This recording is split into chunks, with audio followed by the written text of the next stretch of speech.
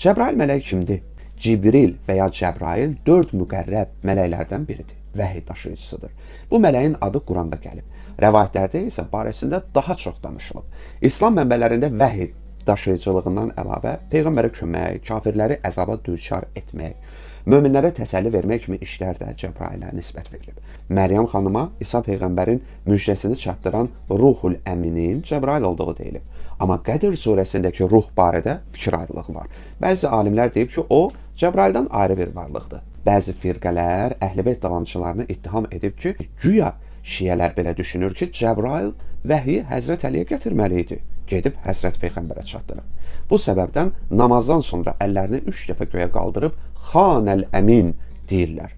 İbn Teymiyyə deyib ki, Yəhudilər Cəbrailə nöqsan və eyiblər qoşublar.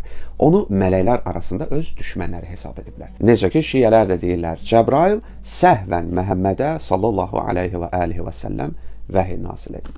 Siz Allah, adam bilmir buna nə cavab versin. Bəqərə surəsinin 98-ci ayəsində deyilib ki, kim Allaha, onun mələklərinə və elçilərinə, Cəbrailə və Mikailə düşməndirsə, şübhəsiz ki, Allah da o kafirlərə düşməndir. Həm də Əhl-i-Beyt tərəfdarları Cəbrailı məsum bilir. İmam Əli əleyhissalamın isə Peyğəmbər olmadığına qaildilər. Buna izah gətirmək belə utanc vericidir. Mikail mələk kimdir? Bəndələrin ruzisini çatdırmaqda məmurdur. Quranda adı çəkilib. Rəvayətlərə əsasən Mikail rəhmət mələyidir. İlahi ərşin daşıyıcısıdır. Habelə təbiət hadisələri ilə əlaqədar vəzifələndirildiyini də deyənlər var. Bəs İsrafil? İsrafil dünyanın sonu çatdıqda və qiyamət baş verdikdə sur çalacaq mələkdir. Rəvayətlərə görə o da müqərrəb mələklərdəndir. O, sura üfürməklə ilahi çağırışı digər mələklərə çatdırır, insanların gündəlik əməllərini bu işə məsul olan mələklərdən təhvil alır. Habelə Əshab-ı Kəhfi yuxudan oyadan, Bədir döyüşündə Peyğəmbərə kömək edənlərdən hesab olunur.